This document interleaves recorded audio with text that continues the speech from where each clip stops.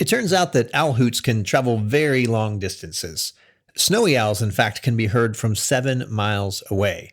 Despite this incredible fact and the cacophony of bird noises all around us, we rarely just sit and listen to them. Research has shown again and again that sitting and spending time in and near God's creation has measurable health benefits, including decreases in anxiety. There's even new research showing that simply listening to the birds in our own backyard is good for a person's overall well-being. So today, we're just going to spend 30 minutes listening to birds. Okay, not really. But we are going to talk to a few people who all have some great things to share about the power of listening. To birds and to people.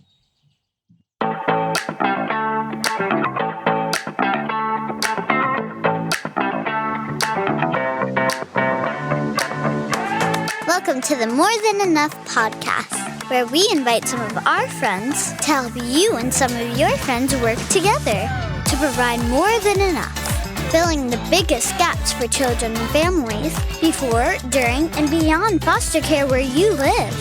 Here's your host, Jason Weber. Hey, welcome to the More Than Enough podcast. I'm here with my friend Michael Mitchell, who is the Director of Development and Discipleship here at the Christian Alliance for Orphans. Hey, Michael, how are you doing? I'm good, Jason. How are you? I'm doing great. Thanks for being with us today. Thanks for kind of co-piloting this thing today. Man, what an honor. I'm happy to be here. So here's the thing. I don't even know how this began, but you started using this app to listen to birds in your backyard. Tell us a little bit about that. Yeah, so I actually have to give credit to my wife. She was listening to a podcast and somebody was talking on the podcast about just things giving them life this year. And they talked about this app called the Merlin Bird app, Merlin Bird ID app. And it's from the Cornell School of Ornithology. I got to tell you, it's been a while since I've used the word ornithology, but I use it all the time now. And this app you turn it on, you download a pack for your region, and you hit record. And as you do, it starts flashing up the different birds that are singing around you in earshot of your microphone. And it has taken our family by storm this summer. I mean, we're spending way more time on the back porch and like everybody's involved. And my youngest he's, oh, Dad, that's a brown thrasher. Oh, that's a cardinal. And we're just having a blast with it. I think it's the pinnacle of AI. I mean, forget ChatGPT, forget all that.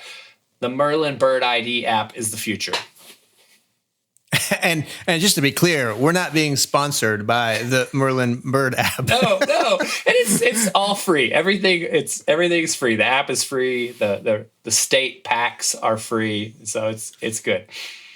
Well, not only has it caught your family by storm, it's caught the CAFO team by storm. There are lots of messages going back and forth about this. And in fact, the first day I downloaded it because I'm sitting in my living room and I hear a bird in my chimney. And I'm like, okay, I want to find out what that thing is. So it's like, oh, yeah, Michael was talking about this app. So I downloaded it and and it said on there, get your phone as close to the bird as possible. So I stuck my phone into the fireplace. And as my phone went in there, it was obvious that the bird was in the chimney, I think, because I think he saw the bright light and he quickly moved on, but not before identifying himself as a northern mockingbird. So it was effective. And we've since used it in our backyard. It's super fun. Really, really fun. It is fun. I think the most fun I've had with it, there was a cardinal in our backyard the other day, and he was kind of floating around from the bird feeder and up to the tree. And I thought, I wonder if I could play the sound of a cardinal and get this bird to come over. So I hit play.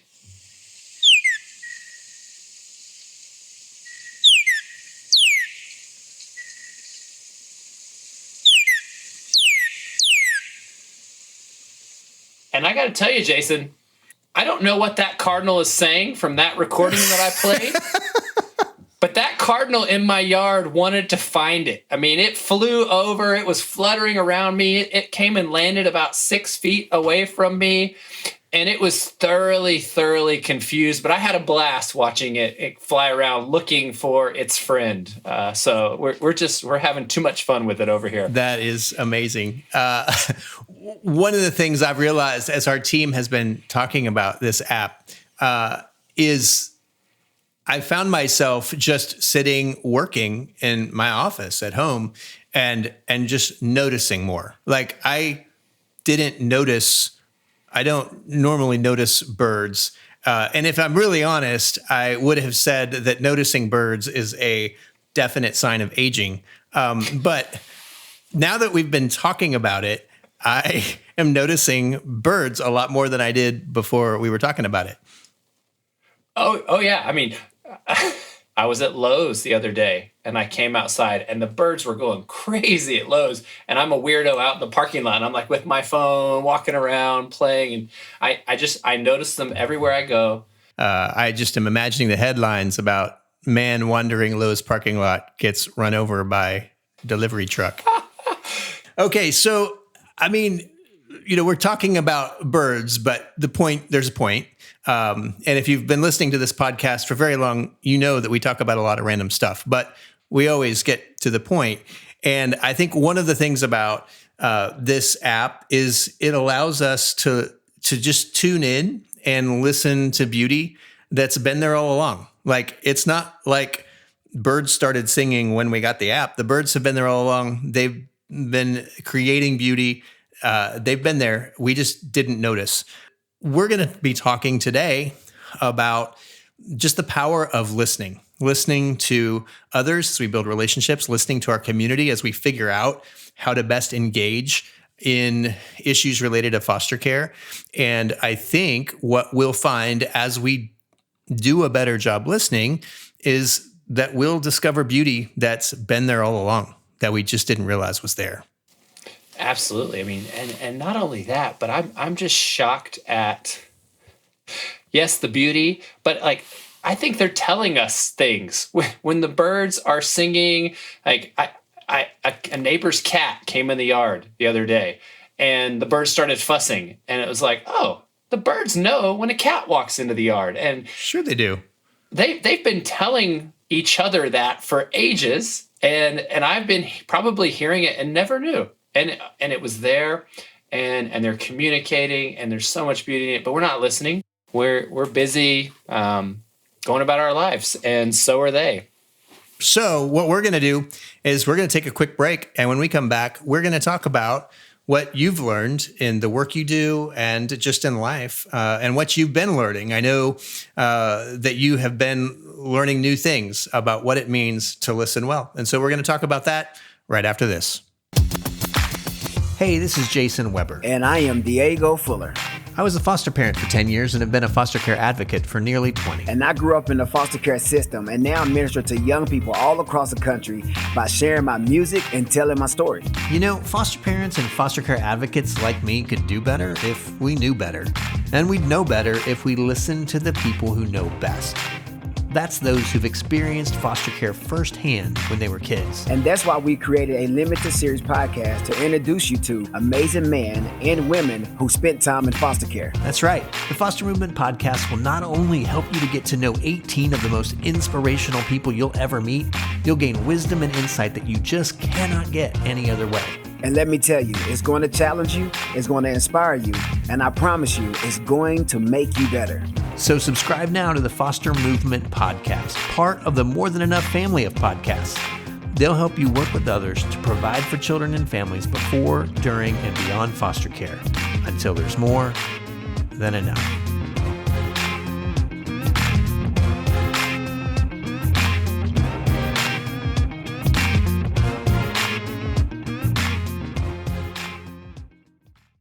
All right, welcome back. We are here with Michael Mitchell, who is the Director of Development and Discipleship here at the Christian Alliance for Orphans.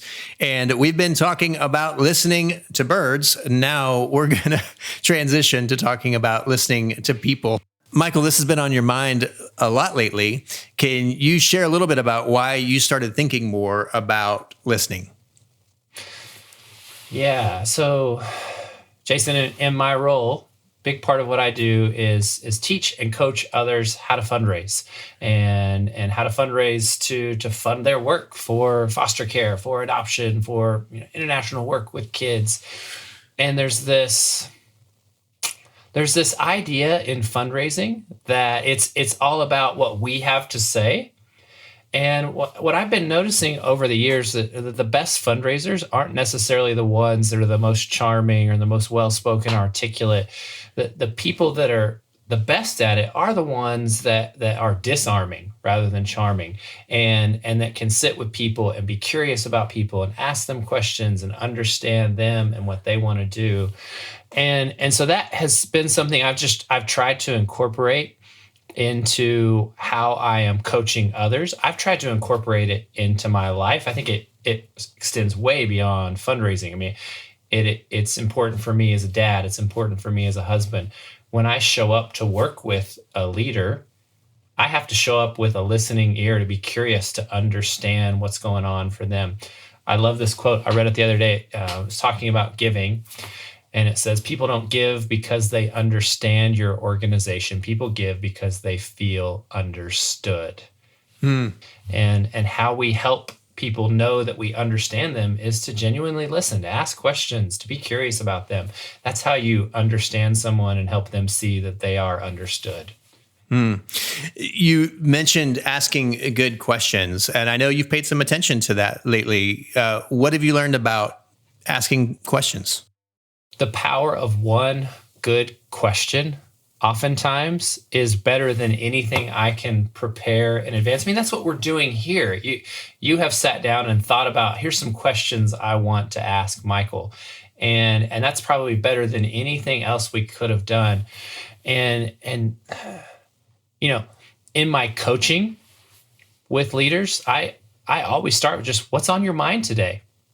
What's on your mind? Not how are you, not how are things going, just what's on your mind today. And that gives them the freedom to kind of set the tone for the conversation. And then we take it from there.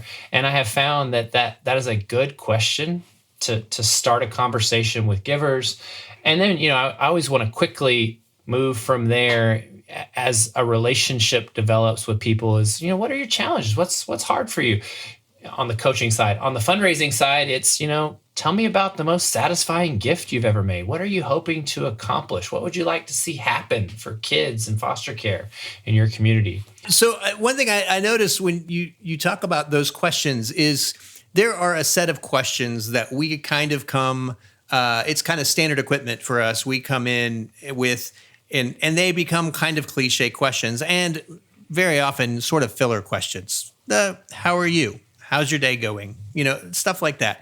And what you're proposing is actually something that kind of goes beyond that and is a little more creative, takes a little more thought, but also not complicated. Like if you have those in your back pocket, ready to ask, you get at better answers. We get better answers when we ask better questions, right?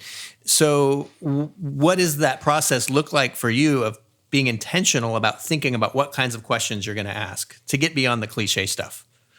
Yeah. So the human mind is great, but it relies on patterns. And so when I, you know, bump into somebody and I say, how are you? That's a pattern question. And their response is generally a pattern response. I'm great. Thanks for asking, right? And I always think about what's a pattern interrupt? How can I interrupt that pattern, both for myself and for them? And that's really hard when you bump into people, sidewalk conversations. But if you know a conversation is coming up, I just want to think about, like, what are the questions that I can ask? And so that what's on your mind question is a pattern interrupt. It's a little bit different. It's not hard. It doesn't make them think a lot, but it interrupts just a little bit that existing pattern and engages their mind a little bit. And I always want to follow it up with, I really have two questions. And I learned these from the book called The Coaching Habit. Highly recommend it. First two questions that I always ask, and sometimes they turn into 7 or 9 times with this second question. You know, after somebody tells me what's on their mind, I'm always following it up with, and what else? What else is on your mind? In that book, he calls it the question, AWE, and what else? So we've been talking some about asking questions specifically in your job with donors and then talking to individuals. And a lot of what our audience is trying to think about as well, not only their interpersonal relationships, but just their communities and understanding their communities better. And it's very easy for us because as advocates in foster care, we spend a lot of time thinking about what this community needs. We have lots of ideas. We have, the latest program that we've rolled out. And sometimes we can come in with solutions that we've already come up with. And maybe sometimes we aren't listening as well to our community about what they think. And we're not letting our solutions be informed by listening to them. Can you talk a little bit about that? Oh, yeah. I mean, this is huge. I mean, we suffer from insideritis. We know all about what we do. We've seen the solution work. We want to come in. We want to tell you all about it. And oftentimes, things have already been tried. And I think it's important to come in any context and try to understand, what have you tried before? And try to understand even before that, like, what's their problem as they see it? What problem are they trying to solve for themselves personally, not just for the work that we're doing? And understand, okay, what have you tried? What's worked? What hasn't worked? Where have you gotten stuck before? And when you can ask those kind of questions and begin to listen, and people are giving you signals all the time. They're like the birds, right? Those birds are always out there. They're outside your house, my house right now. They're singing, they're giving signals. People are always giving those signals. And when somebody tells you, this is a place where we've felt challenged and where we're stuck.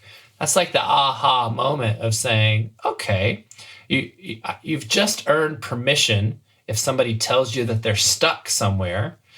And you've asked, what have you tried? What's working? What's not working? You've attempted to understand. You've earned the right, I think, to say, well, hey, let me tell you what another organization or another community that I know about tried when they faced that issue. And you see if you think that would be helpful to you.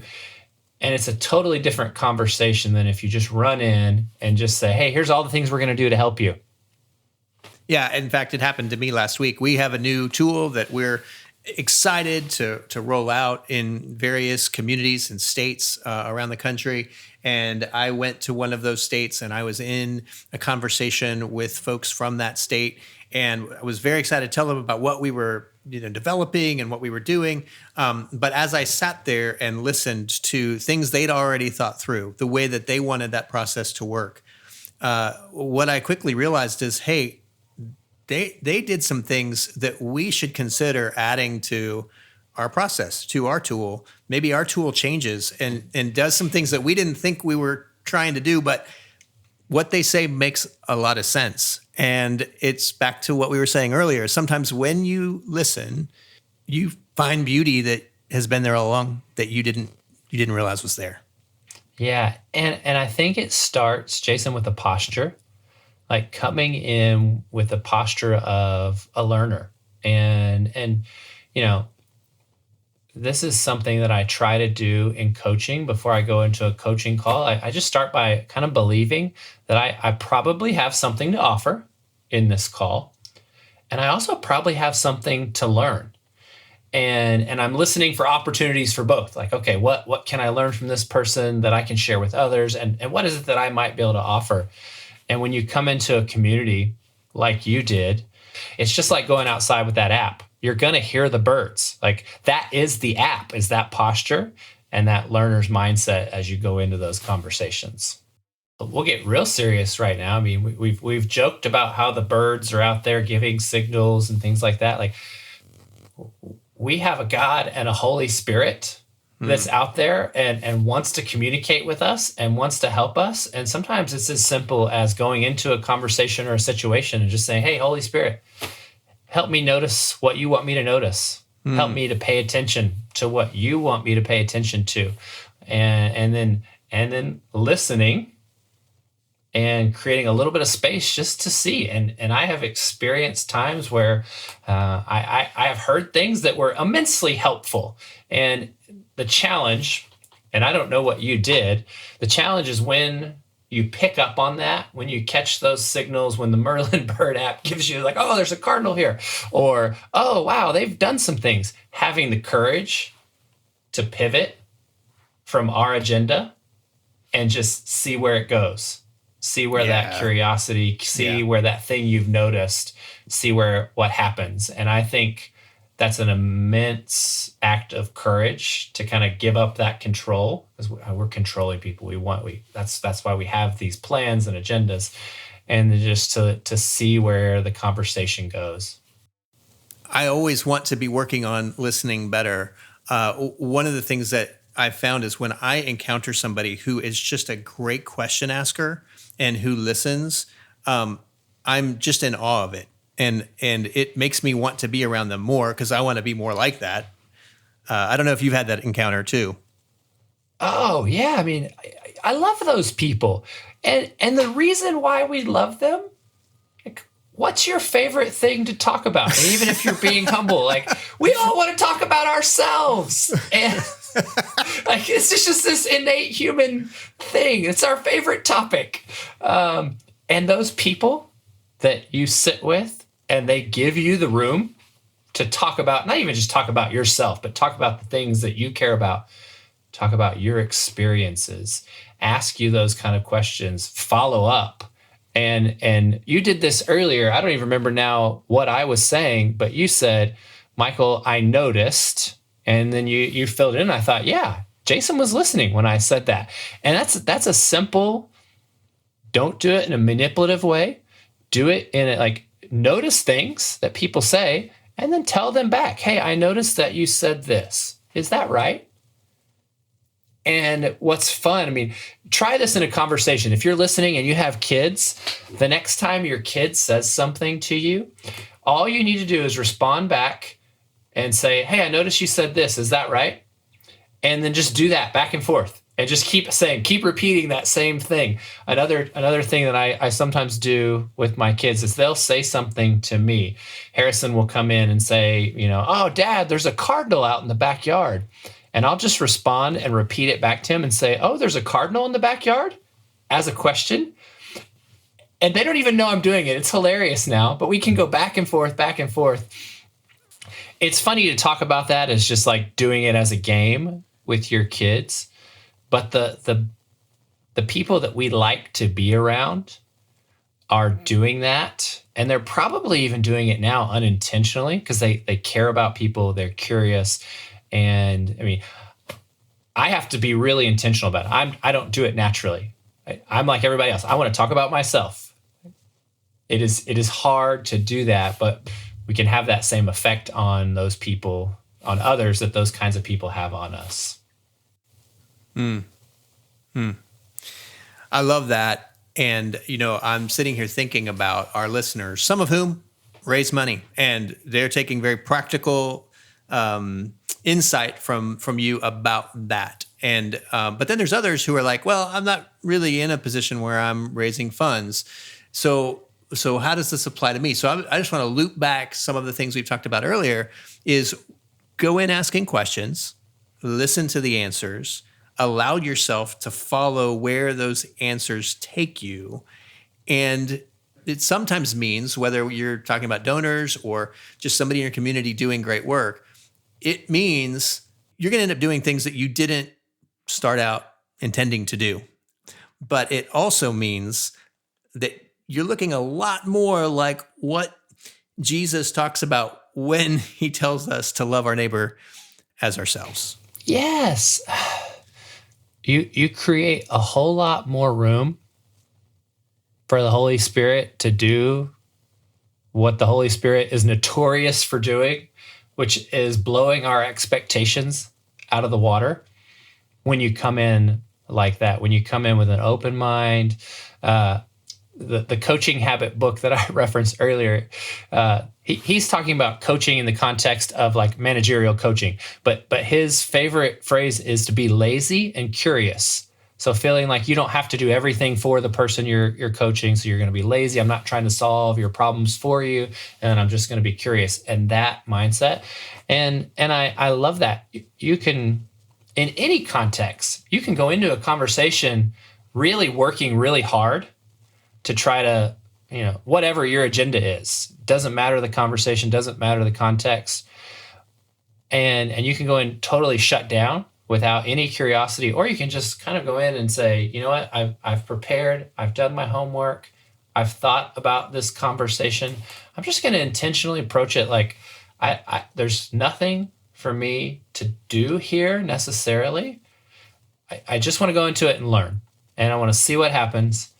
That is wild and that's scary, and that's like riding a roller coaster and throwing your hands in the air. I get it, but I promise you it's better. Mm-hmm. Well, Michael, this has been so good and so rich. And I'm reminded of, Jesus said, hey, consider the birds of the field who don't, they don't toil, they don't stress out, and God provides for them. So, apparently we can learn a lot from birds, and that's what we've done today. And we've learned a lot from you. So thanks so much for taking the time. Wonderful. Thank you, Jason. Thanks for having me. As we mentioned, Michael is a member of the CAFO team, and if you're interested in learning more about fundraising resources, courses, or coaching so that he can get on a Zoom call and listen well to you, just visit him at cafo.org/grow. That's CAFO.org/grow. We'll drop that link in the show notes, and after this quick break, we'll come back and hear from one final guest who attempted to listen well, not just to one person, but to an entire community. Hey there, we'll get back to things in just a minute, but before we do, I just wanted to let you know that you can find the show notes for this episode by going to morethanenoughpodcast.org. You can find out more about our guests and what they do. We'll also have some resources there that can help you take your next steps to bring people together in your community to provide more than enough for children and families. Oh, one more thing. At the top of the show notes there are some buttons that allow you to choose where you listen to your podcast, and you can leave a review for the More Than Enough podcast there. And if you leave us a good review, there's a chance we might even do the happy dance. Okay, well, chances are there's going to be no dancing, but you will make us happy. Reviews help us to know what we're getting right and how we can give you more of the same. Again, all of this is at morethanenoughpodcast.org. All right, let's get back to the episode. Welcome back. Today, we are ending with a piece of an interview I did with Ryan Keith. Now, at the time of our discussion, he was serving as a pastor at West Shore Free Church in Mechanicsburg, Pennsylvania. Ryan served on a team from his church that took on the challenge of listening to their entire community. They took months to have hundreds of conversations with people across many sectors, people in healthcare, law enforcement, government, marketplace, education. Now, maybe you hear that list and you're like, oh my gosh, if you listen to that many people, there's going to be such a wide variety of needs. How is that helpful? But the crazy thing is there were common themes that came up over and over again. And having those conversations and listening well led to clarity for this church. So let's listen to that conversation about how that happened with Ryan Keith. There was a group of 15 of us that went around, including our senior pastor, and we just went around and listened to our neighbors and asked 3 questions. We said, what are you worried about? What are you dreaming about? And if you could do anything, what would you do? And so for about 2 years, we just interviewed 250 people in our community. It wasn't to try to respond. It wasn't try to fix what we heard. And we just interviewed people. And the number one thing that came out of that was fragility in families. The vulnerability of families was a concern across every sector in our region. And because of that truth, we then could go back to the leadership of the church and say, look, there's lots of things we could do, but every one of our neighbors talked to us about the fragility of families and the vulnerabilities of families. So if we don't talk about this, we are not just worried about what we as a church should be doing. We are denying the very thing that our neighbors are saying, who aren't even people of faith or aren't even in our church, are saying this is their number one concern across healthcare, government, law enforcement, education, business. All of those sectors said the fragility of families was their greatest threat in our community. So then it wasn't like, oh, how do we pick between this thing or that thing? It was, these are the cries of our neighbors. And when the cries of our neighbors come, the church should be there. And so I think praying, but listening And now churches in our area are coming to me and saying, what did your research tell you? What did you hear on this research initiative? And now churches are now armed with, oh, we have to be involved in this because this is what our neighbors are telling us. And businesses are calling, and foundations are calling, and community partners are calling, and school districts are calling because they wanted to know what we heard from that research. And now everyone is saying, oh, foster care is a really big deal. Whereas before they were treating us equitably across 100 different things we could involve in. And so listening, I would say pray and listen to the Lord. But second, listen to your neighbors. And if the cries of your neighbors are foster care and vulnerability of families is what you hear, I don't know what we're doing on a Sunday if we're not responding to the cries of our neighbors with the love of our God. I don't know what we're doing, and we're not doing what God requires of us. So we didn't start with an agenda to advance foster care. Foster care came out of many conversations from our neighbors. I think that's, wow. I think it's such an important principle. Because you're right. Like when we come and just start talking about foster care, it really comes packaged as a thing. Like here's a thing, and the truth is there's lots of things, right? There's lots of things to be concerned about, but to start with an open-handedness and just asking neighbors those questions. So I got the first two. I want to make sure our listeners get all three. I think I got the first two. What are you worried about? What are you dreaming about? And what's the third one? And the third one is, if you could do anything, what would you do? Like if you could do anything in response to what either the thing you're worried about or the thing you're excited about, like if you could do anything, what would you do? It's a very open-ended question. And it was fascinating how at the end, across all of the 5 sectors we talked to, 250 interviews that we did, 30 different organizations and 20 different churches. Across all of that, the fragility of family was kind of the consensus challenge that our neighbors are going through. So are there any examples of any of those folks that you talked to that now have seen your church respond to those things and have been pulled into that, have been engaged in that in any way? Yeah, I give you 2 short ones. One, there's a local foundation organization that was giving away about $1.2 million and kind of like in a fractured way. And they have reallocated that funding and focused it, a large portion of that around the vulnerabilities of families. Instead of like whoever needs money will take all applications, but they focused about $900,000 of that money on the vulnerabilities of families. So they redirected their funding, which is general, to now more focused. And then another one is our local school district, through our focus on foster care and the shared listening exercise, came to me, one of our district administrators, and said, like, what is happening at West Shore? You guys, most of the foster care kids in our district, I found out, are from families in your church. And you were talking to me about vulnerability in our community through that listening exercise. Could you now help us, once COVID hit, could you now help us think about how we could serve refugees learning at home? So like, because of our efficacy of listening to our neighbors, responding to foster care, when COVID hit, our school district wanted to talk to us about how we could improve online learning for refugees in our area, because they saw that we were not just listening, we were taking action with excellence. So people worry, churches worry. Why that's important is churches worry so much about, how do I choose between 2 good things? But if we try to do 10 things and we do none of them, no one's going to take us seriously. But we focus on foster care, and a lot of the boats that we've been trying to float in have risen. Like now we are getting invited to these conversations about homelessness or refugee resettlement work or other things, because we're doing foster care well, recognizing fully we're just at the beginning. We're nowhere near where we need to be in foster care.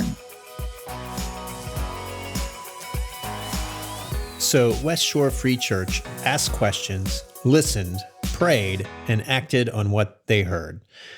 Within the next year, they increased the number of foster families in their church from 9 to 31. in 1 year. Care teams grew to include over 250 people. Local donors focused their giving on vulnerable families, and schools began partnering with the church to support the children and families in their classrooms. It turns out that listening to so many voices allowed West Shore and their neighbors to come together and focus their energy in one place that they knew really mattered. I encourage you today to ask a donor, a coworker, a friend, or your child what's on their mind. Invite the Holy Spirit into the conversation, listen well, and see where it takes you. Thanks to our producer, Amanda Baird, who has listened to over 30 birds in her yard, including a red-tailed hawk, and our sound engineer, Daniel Davidson, whose favorite bird is the golden macaw, which inexplicably is blue. Our community of churches, organizations, and advocates are here to help you as you listen to your community and then respond by caring for children and families where you live until there's more than enough. This has been the More Than Enough podcast. Join us next time as we introduce you to more of our friends who are passionate about helping you and your friends work together to provide more than enough for children and families before, during, and beyond foster care where you live. Explore show notes and learn more at morethanenoughpodcast.org.